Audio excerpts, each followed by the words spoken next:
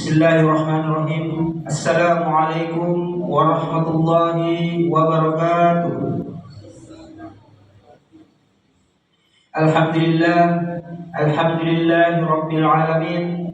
Assalatu wassalamu ala asrafil anbiya wal mursalin nabiyyina Muhammadin wa ala alihi wa sahbihi ajma'in, amma ba'd. Pertama-tama, marilah kita panjatkan puji syukur atas kehadirat Allah Subhanahu wa taala, atas berkat, rahmat dan nikmatnya lah kita sempat hadir di tempat yang penuh berkah ini guna melaksanakan sholat Isya secara berjamaah. Insyaallah akan disusul pula sholat sunnah tarawih dan witir secara berjamaah. Salam dan salawat kita kirimkan kepada panutan kita, junjungan kita, suri tauladan kita, Nabiullah Muhammad sallallahu alaihi wasallam, kepada keluarga beliau, sahabat-sahabat beliau, beserta orang-orang yang mengikutinya hingga akhir zaman, yang senantiasa istiqomah berada di jalannya. Jamaah yang dirahmati Allah Subhanahu wa taala, adapun kami panitia Amal Ramadan Masjid Uwais Al-Qarni akan menyampaikan beberapa hal, yaitu saldo kas operasional Masjid Uwais Al-Qarni pada malam kemarin yaitu sebesar 3.629.900 rupiah. Adapun pemasukan isi kotak infak pada malam kemarin itu sebesar 299.000 rupiah. Adapun sumbangan untuk pembangunan masjid yaitu sumbangan dari hamba Allah untuk orang tuanya itu sebesar 1 juta rupiah. Sumbangan dari Ibu Fitriani sebesar 150.000 rupiah. Jadi total saldo kas pembangunan masjid dari Januari 2025 sampai sekarang yaitu sebesar 12.470.000 rupiah.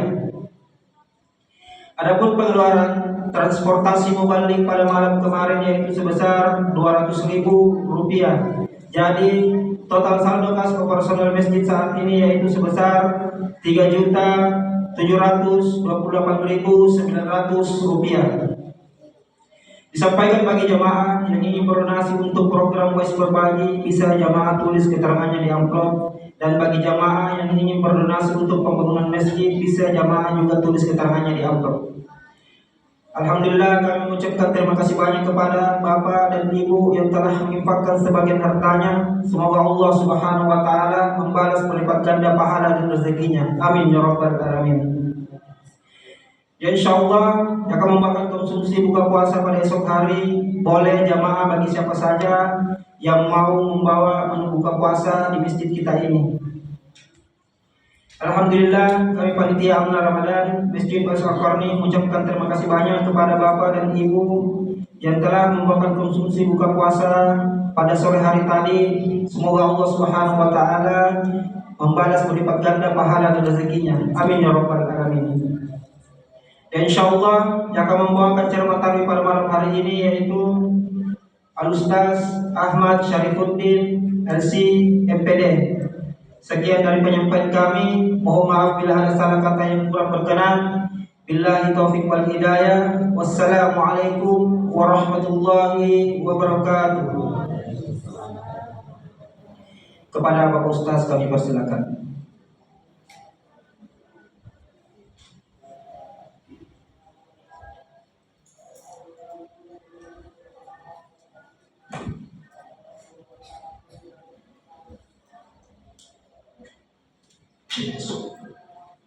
Bismillahirrahmanirrahim. Uhayyikum bitahiyatil Islam, tahiyati ahlil jannah, tahiyatan khalidah mubarakah.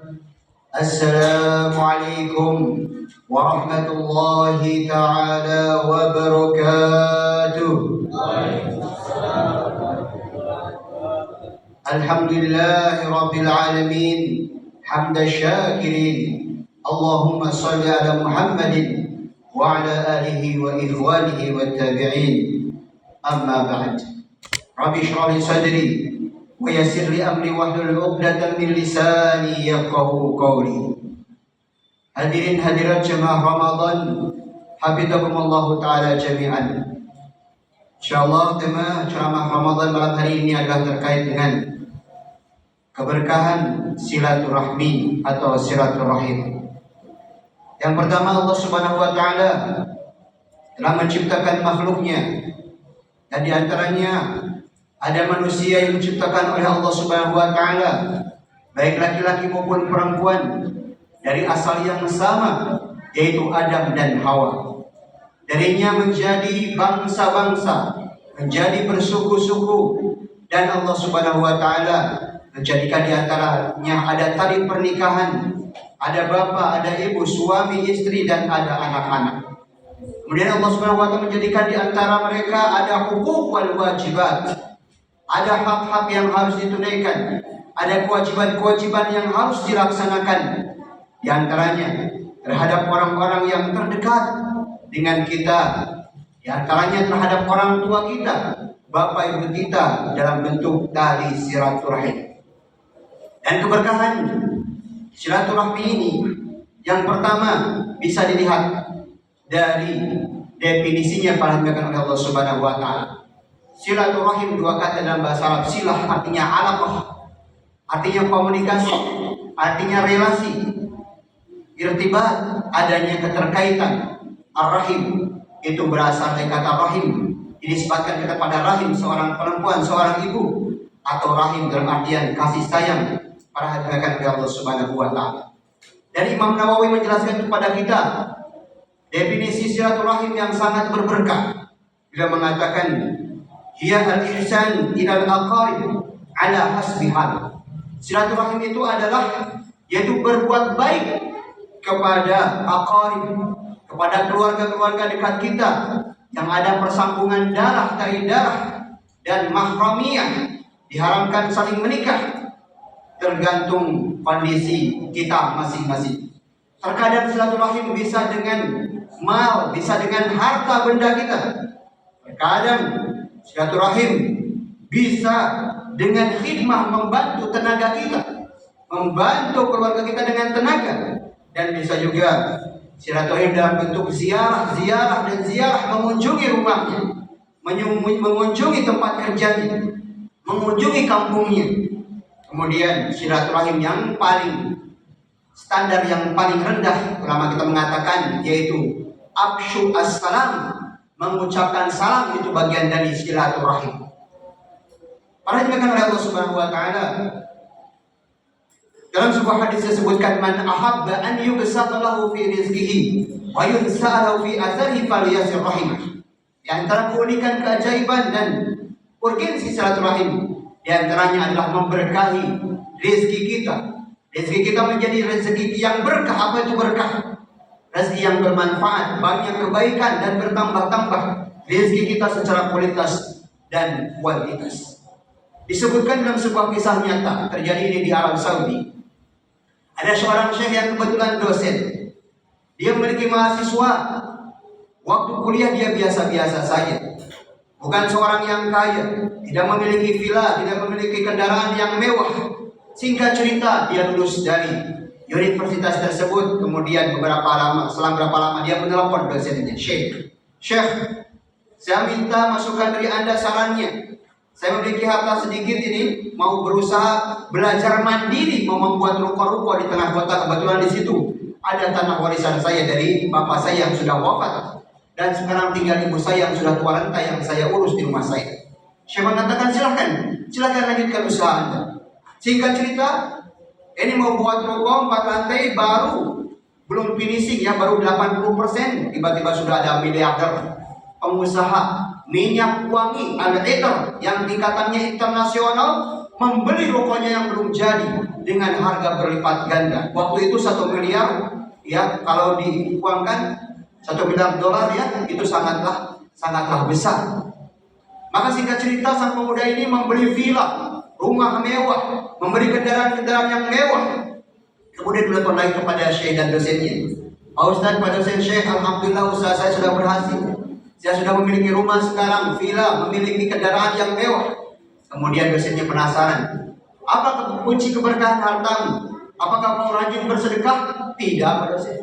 Apakah kau rajin berpuasa, puasa sunnah? Tidak. Apakah kau rajin sholat malam? Tidak. Mungkin salah satu sebabnya adalah karena orang tua renta yang ada di rumah saya. Maksudnya karena dia rajin mengurus orang tuanya yang mulai kembali pikun, kembali menjadi anak-anak balita, harus disuapin kembali makannya, disuapin lagi minumnya, di BAB-BAK-nya mohon maaf harus dicebokin lagi, dan dia bersabar dengan itu.